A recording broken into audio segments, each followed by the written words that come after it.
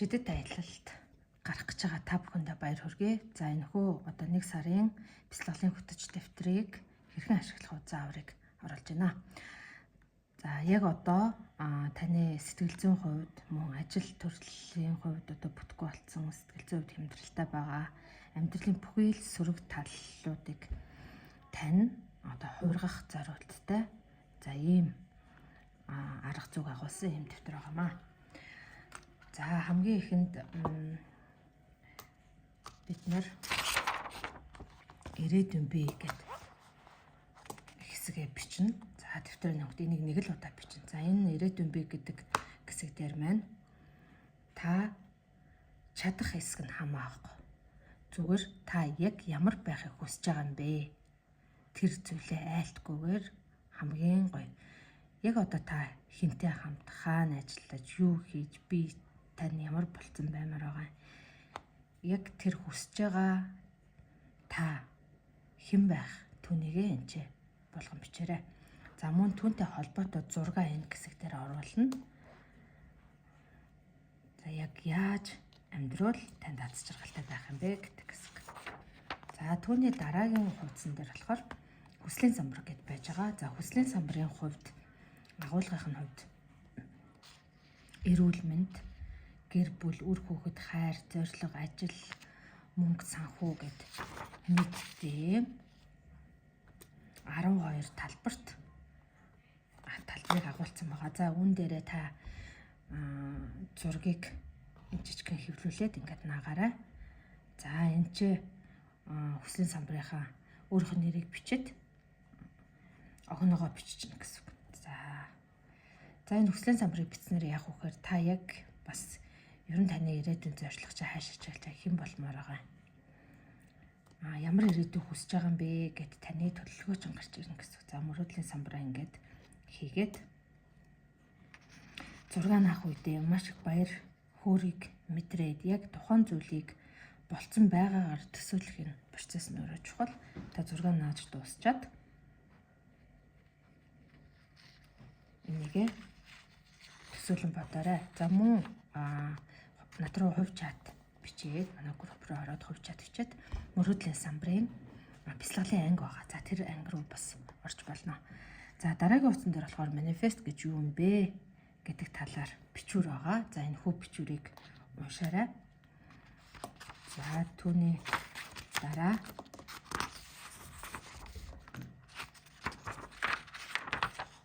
энергийг хуурах тухай бичсэн байна. За энерги бол бидний бие бол бидний бие эрхтэн системийн хамгийн жижигхэн нэгж нь бол атом байгаа. Атомын 99.99% энерги 0.1% матер очдог. Тийм учраас бүх зүйл устдаж угаалахгүй хувирах шин чанартай. Тийм учраас таны амьдралд байгаа яг одоогийн проблем, асуудлууд, сэтгэл зовоож байгаа зүйлсийг бол устгаж болохгүй, мартаж бид нар чадахгүй байгаад байдаг те. Харин түүнийг хувирган өөрчлөх боломжтой байж байдаг. За түүний дараагийн хэсгээр болохоор миний мантра гэдэг байгаа. За энэ мантра гэдэг нь юу юм бэ гэхээр одоо батламж үс, аффирмац гэсэн үг. За янз бүрийн мантранууд ер нь гадуур ингээ бэж идэг. Гэтэл хүн болгонд өөрт нь яг тохирсон мантра ингээд илүү бодтой санагддаг, илүү тухайн хүнд үйлчлэлийн хувьд илүү сайн байдаг. Тэм учраас яг өөрийнхөө мантраг зохиох хэрэгтэй. Өөрийнхөө мантраг яаж гаргах юм бэ гэхээр бид нар эхлээд сөрөг гэдэг нь хаалтан дотор бичсэн байгаа. Сөрөг зүйлсээсээ эрэгт хуврах замаар өөртөө мантраг зохиох юм. За хамгийн ихнийхт хувийн зан араншин гэдээ байгаа. За энэ хувийн зан араншин дээр танд байгаа сөрөг зүйлс чи юу вэ? Би өөртөө итгэлгүй, эсвэл би уураа барьж чаддаггүй. Би тууштай биш. Би дандаа юмыг сөргөөр хардагч гэдэг юм уу те. Танд байгаа сөрөг зүйлсүүдээ эхлээд бичнэ. За тэгээ түүнийхээ яг нөгөө талын те зоосныхаа нөгөө тал гэдэг шиг яг эсрэг талыг бичнэ. За би өөртөө итгэлгүй гэж та бодсон бол эрэгт хувиргаад би өөртөө итгэлтэй. За би цаг барьдаггүй гэвэл би цагийг маш сайн барьдаг. За би түргэн ууртай гэвэл би маш амгалан тайван. За энэ чи би тууштай биш гэвэл би маш тууштай, төвчээртэй ч гэдэг юм. За ингээд хувиргаад бачна. Яг үүнтэй адилхан эрүүл мэндийн хувьд танд ямар асуудал байна? За эрүүл мэндийн хувьд жишээлх юм бол миний одоо бөөр өвддөг ч гэдэг юм. Миний толгой өвддөг ч гэдэг юм. Тэгэх юм бол энэ чинь эрэгт хувиргаад миний толгой эрүүл, миний бөөр маш сайн ажиллагаатай, миний хөл эрүүл учраас би маш сайн гүйж чаддаг. За таргалттай бол би маш хөнгөн шингэн тэдэн килограмм жинтэйгээ те өөрөө өссөн жингээ чи оруулж болно. За гих мэтчлэн хайр, хувийн зан, эрүүл мэнд, хайр. За гэр бүл, ажил, карьер, мөнгө, санхүү, найз нөхөд, чөлөө цаг, сүнслэг хүсэл, төгжил гэх юм. Ингээд бүх таны амьдралын талбаруудыг оруулаад өгсөн байгаа. За мөнгө санхүүгийн хувьд жишээлбэл би мөнгө олж чадахгүй байгаа тий. Гэх юм бол би бол сард хэдийг олдогч гэдэг юм. Ингээ хувиргаад биччихнэ гэсэн. За нэгэнт ингээ бүгдийг нь ингээ сүргийг бичээд байхаар яг танд зориулсан тэрхүү мантра эргүүд дээр нь гараад ирж байгаа. Ахиж сүргөө бичээд дуусаад эргээ гаргаж авсны дараа сүрэг талыг ахин унших бид нар шаардлага байхгүй. Бид нар яг өөртөө зориулсан та яг одоо өөрийгөө өөрчлөх тоогоо тэрхүү эрэг мантраг зохиохын тулд л сүргийг ашигласан гэсэн үг. За тэгээд дараагийн утсан дээр болохоор энэ миний мантра гэдэг чинь одоо гарч ирнэ. За саяны эргээд хориулаад бичсэн байгаа эрэг бүх үгсүүдээ яг энэ хуудсан дээр бүгднийг дан эргүүдээ чагсаагаад биччихнэ. За эдрийг бичээд мантрага одоо үнээс хойш тогтмол уншина. За мантрага унших хэд хэдэн арга байна. За дэвтрээс өгөхөд энэ дээр байгаагаа өглөө болгон уншиж болно. За мөн энэ дээр бичсэн байгаагаа компьютер дээр шивээд маш томор шивээд тэгээд гоё өнгөөр будаад ч юм уу өөрөх нь нүдэн дээр харагдах газраа наачиж болдог. За мантраг бол хэрэглэх үнэхээр маш сайн нөлөөтэй байж байгаа. Учир нь гэх юм бол бидний тарих ижил төрлийн эсвэл өөр хоорондоо холбогдож синапсын холболтуудыг үүсгэж байдаг. Тэгэхээр бид нар өөрийнхөө талаар сөрөг зүйлсийг бодох тусам таны бүтгэхгүй байгаа сөрөг зүйлс тань холбогдоод гарч ирээд байдаг. Тэгээд бүхэл зүйл болохгүй байгаа юм шиг эргэн тойрны бүхэл юм нураад унтсан юм шиг санагдаг. Харин та нэгэнт эрэг зүйлийг бодоод өөртөө хилээд тахлаар эрэг зүйлсүүдээ олж хараад эрэг зүйлсүүд одоо синапсын холболт үүсээд холбогддог байна. За тэгээд өөрийгөө байнга эргээр мэдэрч өөрийгөө эргээр ингэж хэлж явах нөхцөлд өнөөдрийн ажлын бүтэмж, хүн хоорондын харилцаа зэрэг одоо амьдралын талбаруудад амжилттай болоод эхэлдэг тийм. Бид нар одоо байнга л нэг готролтой сөрөг зүйл ярьдаг.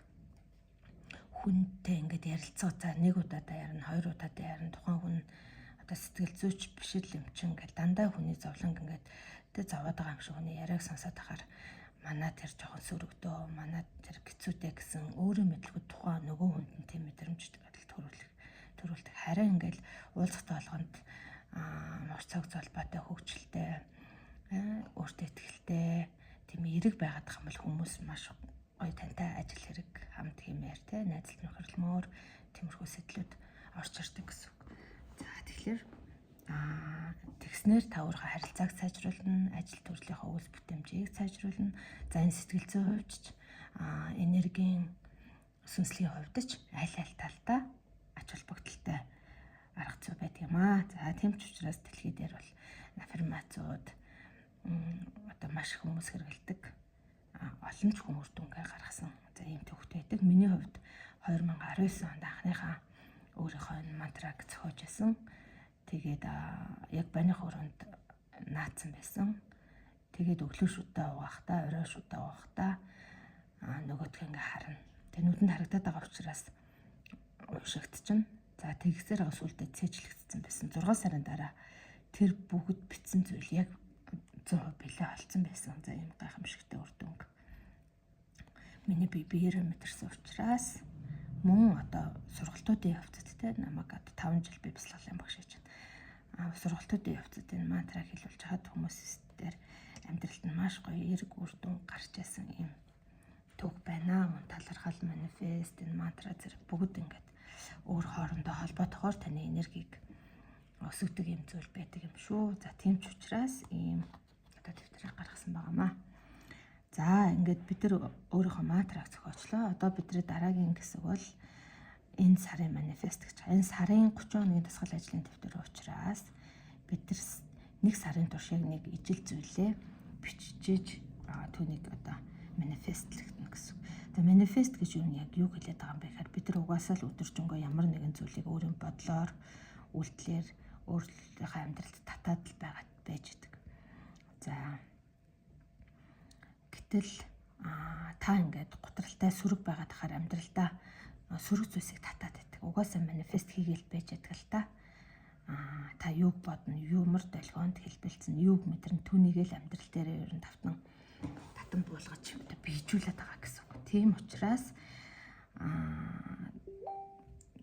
хүмүүс яаж манифест өгөх гэж асуугаад байдаг. Угаасаа манифест хийж идэг. Харин та эерэг давтамж дээр очсноор эерэг зүйлсээ амьдралдаа татах болно гэсэн үг. За энэ санаа манифестыг бид нар ганцхан зүйлийг л бичнэ.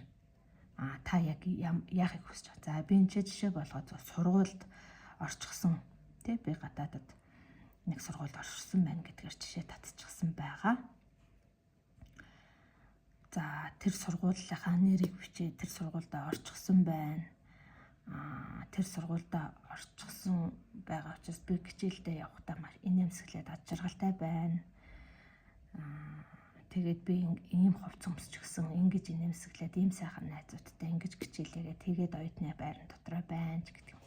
За ингээд тухайн зүйлийг яг ингээ кино шиг нүдэндээ төсөөлөн бодоод тэгээд эн чинь хуулбад биччихнэ. За энэ нэг өгүүлбэр одоо нэг юм бүлгийн бичгэн шүү дээ. За тэрийгэ биччихээд үүнийг нэг сарын турш үргэлж бичнэ гэсэн үг. Бид нар энэ 30 хоногийн турш та тухайн зүйлийг өөрлөгөө одоо ингэж яаж байгаа гэсэн үг. Bijүүлэхээр үйл явц хийж байна гэсэн үг. За ингээ манифестыг хийчихэд биччихэд бид нар жишээгээл гаргаж байгаа тийм үү. За одоо ингээд урдлын хэсэг нь дуусаад яг жинхэнэ одоо хийх юм нь ирж байна. Өдөр нэг гэхэд эхэлж байгаа. За өдөр нэгийн өглөө босоод огноогоо энэ тавьчихна.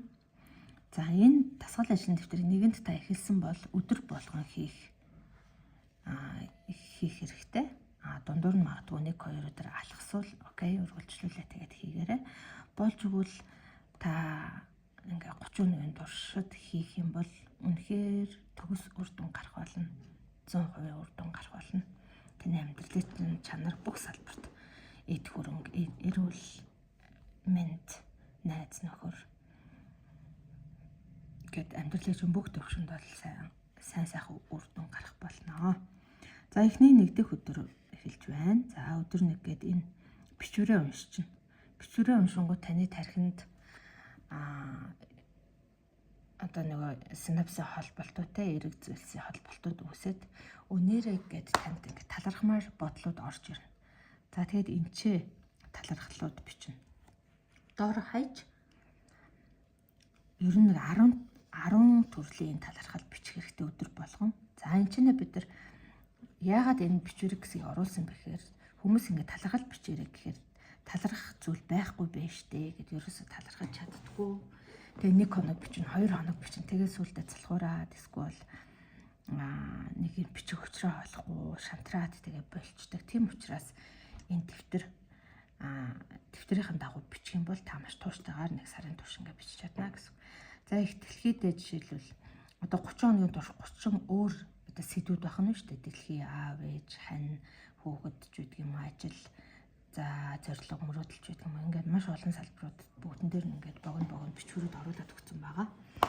За түүнийг уншаад талархлаа бичнэ. За магадгүй их дэлхийтэй холбоотой талархах зүйл чинь 5 болчлоо гэвэл та дахиад 5 зүйлд нэмээ талархаж болно. Хайртай хүндээ ч гэдэг юм уу.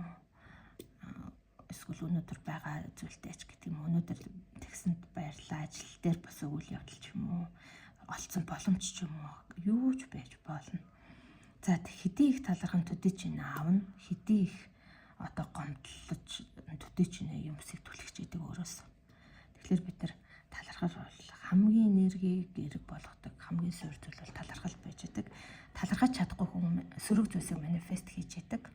Талархаж чаддаг хүн эрэг зүйлийг манифест хийж яадаг. За үнийг үгээрээ л ялгаатай байгаа. За эхний өдрийн өглөө ингээд бичвэрээ уншаад талархлаа хөтөлчөөд энэ доор өнөөдөр хийх зүйл гэдээ байгаа. Үүн дээр мантраг унших гэдээ оруулаад өгсөн байгаа. За энэ мантрага заавал уншина. За болохгүй бол түрүү чинь миний хэлснээр наачаарай. За тэгээд энэ бусад одоо гэсгүүд дээр 5 өнөөдөр хийх ажлуудаа төлөвлөж бас болно. За эхний өглөө эрт босоод талархлаа бичлээ. Түүний дараа манифест бичнэ. За энэ манифест гэсэн дээр юу бичих вэ гэхээр бид нар өмнө нөгөө манифестаа нөгөө сургуультай байгаагаар хэрхэн ааш аягал гаргаж байна, хэрхэн орж байгаагаа төсөөлөөр нүдэндээ төсөөлөөр гэсэн байсан шүү дээ. Тэгэд буулгацсан байгаа тийм үү? Тэр манифест энэ чинь бичиж өгнө. Энэ чинь бичиж өгч байна. Ахуулаад бичнэ. За яг бичиж явах явцдаа тэр зүйлийг яг өөрийн биеэр мэдрэх нь их чухал. Таны долгион хэлбэлцэл, таны мэдрэмж тухайн зүйлийг яг байгаагаар нь мэдрэх тэр мөчөд тэр шууд биелээ олж байдаг. За бичиж дуусчаад доор нь баярлалаа гэж бичээд нүдэн ханаад саяныхаа үйл явцыг ахаад 3-5 минутанд төсөөлөн бодно. Өглөө. За ингээ сайхан ингээ өглөөний минь ажил талархлаа бичээ манифестээ бичээд сайхан ажилдаа яваад өгөнгүүт таны энерги эрэг болчин сэтгэлжүүлсэн сайхан болчин өнөөдрийн ажил үсэж ингээ сайхан боломжтой байх бол. За орой унтахаас өмнө оройныхаа дасгал ажлыг хийн. Орой явах гэхээр өнөөдөр тохиолдсон таагүй зүйлсийг бичнэ. За энэний зорилго нь яаж байгаа юм бэ гэхээр ер нь одоо блог шарах, сэтгэлэн шарах одоо асуудлыг шийдэж чадаагүй проблемууд ер нь яаж үүсдэг юм бэ гэхээр тухайн асуудал тулгарах үед түүнийг зохицуулах ямар нэгэн арга хэмжээ аваагүй. Шил хүнд гомдсон бол гомдлоо өөрөөсөө чөлөөлж гаргаж учир зүг нь олоогүй. Тийм одоо хамгаалагдаагүй, ойлголцоогүй, эсвэл санхүүгийн хувьд алдагдлалд орсон өдөр байж болно тийм үү? Санхүүгийн хувьд, ажил төрлийн хувьд гацаанд орсон ч юм уу. Тэр гацаанд орсон зүйл явдлаа тухайн мөчтэй тайлгүйгөөс болоод за хүн хоорондын харилцаан дээр яадгүй гэхээр одоо гомдлоо чөлөөлж чаддаг ус блог шарах үүсчдэг. Тэгээд маш олон жилийн турш ингээ хадгалагдаад явчихдаг. За ажил төрлийн хувьд тухайн одоо ажил төрлөө юунаас болсон байна бас ингэж дүгнээгүйгээс ажлаа улам нөгөө бүтггүй тийшээ нь болгоод л байдаг. Одоо зөвөр дүгнэж гаргаж ирэх тий асуудлыг зохицуулах биш хав дарж байгаатай л ерөнхийдөө адилхан учраа олохгүй. Тэгээ нэгэн сөрөг бодлууд тэгдээд айдас эргэлзээ үүсэт эхэлсэн л бол түүнээсээ салахгүй л бол тарих эрүүлэр сэтгэж чадхаа болждаг. Тэр чигээрээ хамгаалт үсэл ахаад л нөгөө буруу дээрээ буруу сэтгэгээд ингээ яваад идэг гэсэн. За тийм учраас өнөөдөр тохиолдсон таагүй зүйлсийг яг тэгсэн гэж бичиж байна. За өнөөдөр миний ажлын хувьд надад тийм мэдрэмж төрлөө. Би өөртөө ингээд те ажлаа би сайн хийж чадаагүйгээс болоод би алдагдaltaд орлооч гэдэг юм. Энэ таагүй зүйлсээ ингээд бичнэ. Хүн хоорондын харилцааны хувьд за миний хайртай хүн намайг тэгэж гомдолоо надад ийм хандлага гаргасан учраас надад ингээ маш таагүй байлаа гэж. За ямар ч сан ингээд учир шалтгаан болсон явдлаа биччихин. Түүний дараагийн хэсэг дээр намайг таагүй байдал хүргээд байгаа энэ үндсэн шалтгаан юу юм бэ гэсэн байгаа. За тэгэхээр үүнийг энэ болсон шалтгааны үндсэн шалтгааны юу нь юу гэж бодож байна. За магадгүй ажил төрлийн хувьд би нэрээ ажлынхаа хувьд сүүл үед тогтмол ажиллаа бас тэг чин сэтгэлээ зориулж урдных шиг би хийгээгүй юм байна.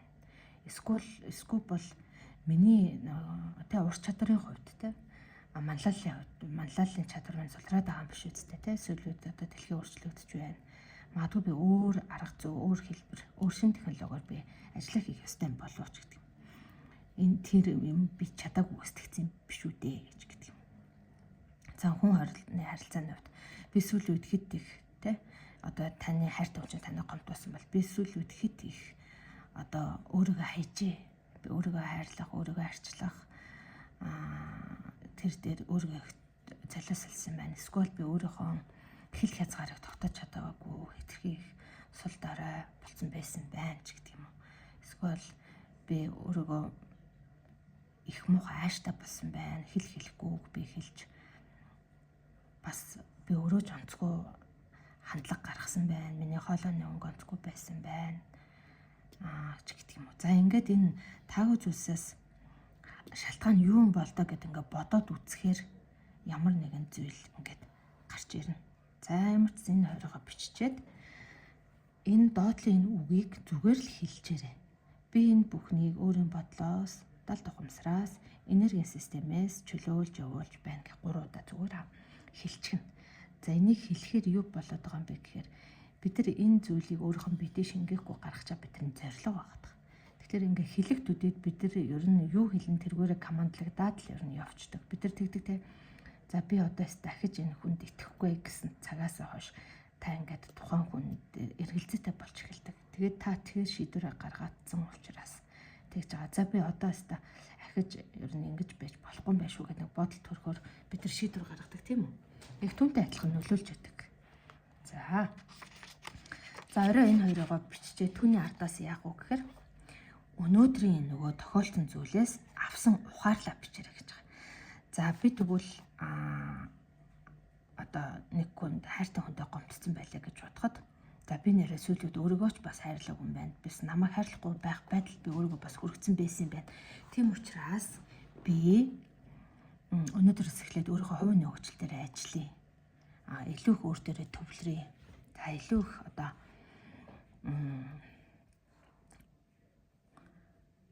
сурч хөгжье. За илүү их дасгал хөдөлгөөн хийч гэдэг. За ажил төрлөө гэх юм бол за ажил төрлийн бүтлгүүтэд байна гэх юм бол за би тэгвэл нэрээ арай өөр аргаар ажиллаж үзье. Өөр хүмүүстэй уулзъя. Илүү их туршлага судлаа. Тэ ингээд дахиад авсан ухаарлаа ингээд бичгэнэ. За түүний дараа за ямар ч гэсэн ингээд нэг үүссэн байсан асуудлын учир шалтгаан ингээд энэ хэдийг хийхээр ингээд тайлагдчихж байгаа. За тэгэнгүүт энэ асуудлыг би эргээр шийдэж байна гэж зүгээр 3 удаа хуулаа биччих. Тэгэхээр бид нар энэ яаж нэхэр командыг өгч байгаа. Таны тарих, далд ухамсар, таны одоо бүх зүйл чинь шийдэж байна. Би энэ асуудлыг шийдэж байна гэж хэлхийн төдийд шийдлийн төлөө ажиллаж байдаг. Бидний бие бол өөрсдөө маш ухаалаг. Та юу гэж хэлнэ ерөн түүгээрээ л бид нар бүтээгээд өөрсдөө оршууд байдаг. Ийм учиртай байдаг. Тийм учраас шийдэж байна гэж биччих. Та заавалжгүй үр дүнг нь яг одоо хайх хэрэггүй. Бүх зүйл чинь ингээ аажимдаа шийдэгдээд явчихнаа. Тэгэхээр шууд хийгээрэй. За дараагийн хэсэг. За ингээд та одоо өнөөдрийнхөө зүйлсийг ингээ даван туулчлаа. За танд ямар ч байсан ингээ учрыг нь олоод те анализ хийж учраас тань дээр ингээ блог шарах үүсгэх нь гайгүй. Ер нь болж өгвөл асуудлыг өөр лүгээ чиглүүлж би өөрөө яаж энэс өсөлт хөгжилт хийж гарах уу би яах уу гэдэг дээр илүү төвлөрүүлэх зүв байдаг ашигтай байдаг. Бид нар хүнийг бол өөрчилж болохгүй. Харин бид нар өөрийгөө өөрчлөх бүрэн боломжтой. Та өөрийгөө өөрчилснөөр тань дээр таарамжгүй тэр сөрөг хүмүүс явах нь яваад ирэх нь ирнэ. За энэ орчлонгийнхаа чам ёсоор ийм л зүйл зохиолддог. Тийм учраас өөртөөхөө өсөлт хөгжилтөн дээр анхаарахад бусад бүх зүйл аандаа сайхан шийдэгддэг юм. Учиртай юм аа. За ингээд ийм одоо ухаарлаа бичээд ийм их зүйл хийснийхаа дараа би өөртөө маш их хайртай, би өөрийгөө байгаагаар нь хүлээн зөвшөөрч хайрлаж байна гэдэг энэ хэсгийг энд орохуулаа бичиж байна. За ингэж явах явцдаа өөрийгөө бүр хайрлаж байгаа чин сэтгэлээсээ мэдрээд үзээрэй. Та бол үнэхээр онцгой, та бол бие даасан хүн болгон өөр гэсэн онцгой чадвартай юм гайхамшигтай хайрламар тийм бичдэг. Тэгэхээр өөрийгөө маш их хайрлаж өгөөрэй. Өөрийгөө ингэж хайрласнаар таныг ер нь хамгийн хайрлаж чадах юм та өөрөө бичдэг. Тийм учраас та ийм зүйлийг давсан. Яхад дараа өөрийгөө ингэж бичээд өөрийгөө байгаар нь хайрлаад хийгээрэй. За энэ бол таны энерги чинь маш өндөр түвшинд ташигсгөнө. За дараагийн орой энэ одоо нэг асуудалтай проблемтай зүйлээ бичиж дуусчаад өршөөлийн бясалгалтай орно. За түүний өмнө энэ дээр ахад нэг зүйл чи энэ дээр яаж вэ гэхээр за би ингээд нэг сарын турш ингээд энэ дэвтрээ хөтлүүлээд ингээд анги гिचэл явуулдаг л да. Тэр гिचэл дээр ажиллаж байхад 15 хоног болохоор хүмүүст ингээд сөрөг зүйл тохиолдох нь ингээд болчдөг. сөрөг зүйл тохиолдохоо болонгот би юу бичих юм бэ? Өнөөдөр тийм тохиолдсонгүй штэ. Бичих юм олдохгүй нэ гэдэг хэлдэг. Тэр нь яаж яах вэ гэхээр тухайн хүн одоо ингээд давтамж гаргаад штэ өдөр болгон асуудлыг ингэж яриг тал руу нухаарлав зөв шийцээрэн байгаад өөрөө мэдлгүй юм болсон ч байсан гэсэн битсэн бичээгүй тэр хүн өөрөө зохицуулаад байгаа нэгдүгээрт. Тэгэд өөрөө тэгж байгаагаа ажиглахгүй байгаа. За хоёрдугаарт энийг ингээ хийгээд хахад тийм гайхамшигтай үр дүн шууд ингээ гардаг. За тэнгууд 14 хоноод үнэхээр ингээ дууссан бол хуучин асуудлуудаа шархнууд дээр ажиллаарай. За хуучин тэдэн жилийн өмнө тэгэхэд тэр хүн надад тэгж хандсан. За тэгвэл түүнээс авсан ухаал өнөөдөр түүнээс хойш тэр хүнтэй тийм тохиолдсоноос хойш та өөрөө танд ямар давуу тал үүссэн, хэрхэн та өөрчлөгдсөн гэдэг давуу тус дээр ажиллаад хуучин шархаа хангааж болно. За энийг ингэж хийгээд хахад бид нар бол ер нь сэтгэлийн шарх ахиж хизээж авахгүй байж болно. За ийм гайхамшигтай дасгал байгаа шүү. За одоо өршөөлийн бясалгал дагаад бичээрэй гэж. За энэ 3 хэсэгтэй байгаа. Нэгдүгээр хэсэгтнэр нь болохоор би өнөөдөр өөрийгөө болон бусдыг илүү хайрлаж хүндэтгэлтэй өршөөлтөй байхыг сонгож байна гэж биччихнэ. За энийг бол энэ сонгож байна, тэгж байна, шийдэж байна гэдэг энэ дандаа командууд, сонголтууд, шийдвэрүүдийг гаргаад байгаа. Энэ өөрөө маш юм чухал үгнүүд байдаг. Маш шийдэмгээ, өөртөө итгэлтэйгээр ингэж хэлэх хэрэгтэй. Тэгвэл та яг тийм байх болно. За та оролдож үзээд яг тийм байгаад байвал энэ дор коммент хэсэгт үлдээгээрэй. За энийг бол зүгээр тэгж хулаад биччихнэ. За хоёрдугаар хэсэг дээр болохоор таныг хайрладаг нэгэнд гэдэг чинь бичсэн байгаа. Таныг хайрладаг нэгэнд. За тэгэхээр таныг хайрладаг маш олон хүмүүс байдаг. Ер нь бол хүнийг гомдоосон маш цөөхөн хүн байдаг, хайрладаг бүр илүү олон хүн байдаг. Даанч хүн төрөлхтөн бид нар яадаг вэ гэхээр гомдоосон нэг дээр бүх анхаарлаа өгөөд хайрлаж байгаа нэгнүүдийг ерөөсөн анзаардаггүй. Тийм учраас талархал хөтлөөд тэгэхээр андаа та анзаардаг болчихсон санаа зовлтгүй. Ер нь яг хүний тарих хамгаалтын журмаар ажилладаг учраас дандаа тэгж ажиллах гад байдаг юм аа. Тэгээд энэ бол таны буруу биш. Уусаа бүх хүн адилхан юм байдаг юм аа. За хайрлалтын нэгэндээ зориулаад одоо нөгөө хүнээ төсөөлж байгаад та намайг хайрлсан шиг би ч бас таныг бүх зүрхээрээ хайрлаж байна. Таныг чин сэтгэлээсээ хүндэтгэн талархаж байна. Хэрэг би танд таагүй хандж байсан бол намайг уучлж өршөөгөөрэй гэж бичээд түүнийг мэдрээд зүрхнээс гарах дулаан мэдрэмжийг мэдрээрэй. За энэ мэдэрч байгаа процессыг таны долгионэгчин ерөөсөө таны vibration таны вибрац эрчим энергич удирдах зүйл яг үндэ долгионууд байдаг байхгүй. Тийм ч учраас түрүүчийн манифест хэсэг дээр байгаагаар төсөөлөрөө гэдэг чинь та яг тийм зүйлийг мэдрээд өөрийн долгион дээр тааруулж байгаа процесс явагдаад байгаа. За ингээд биччихин. За 3 дугаар хэсэг нь болохоор таныг гомдоосон нэгэнд зориулж бичнэ. Түнд зориулаад түүнийг бага наснаас нь эхлэн төсөөлөөд эхлээд бодно. Тэгээд түнд ингэж хэлээрэй. Чич бас мөн адил хин нэгний хайртай хүүхэд.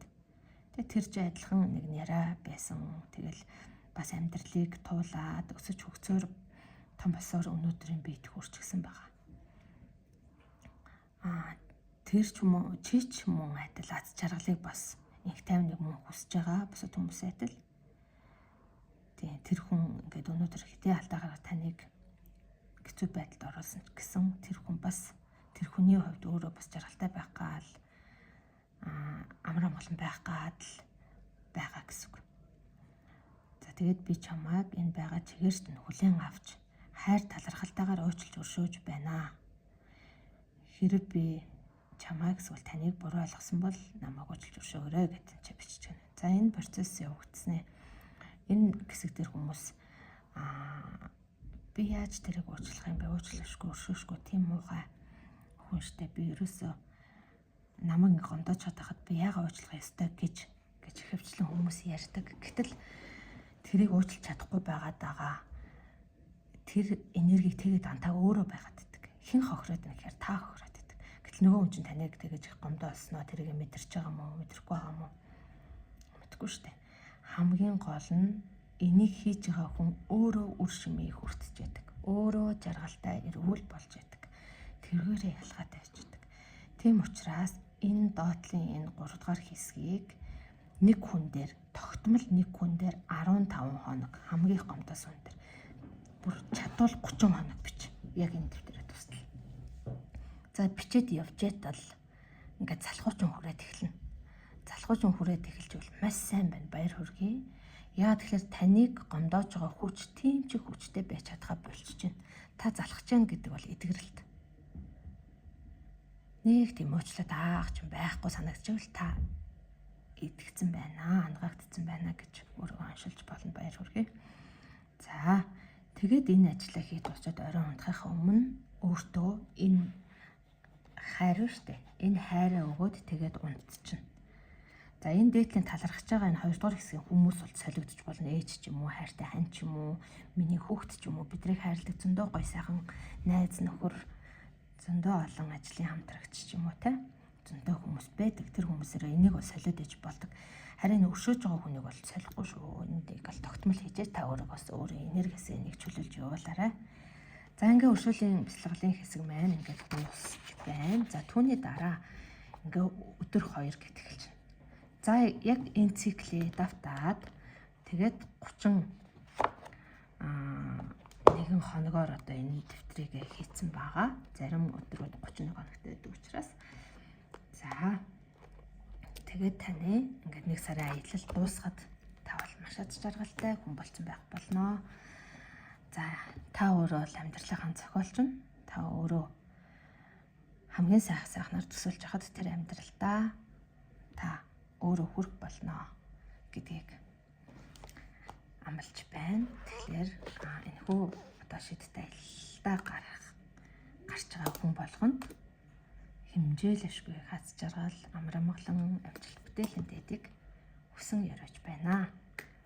Баяр та.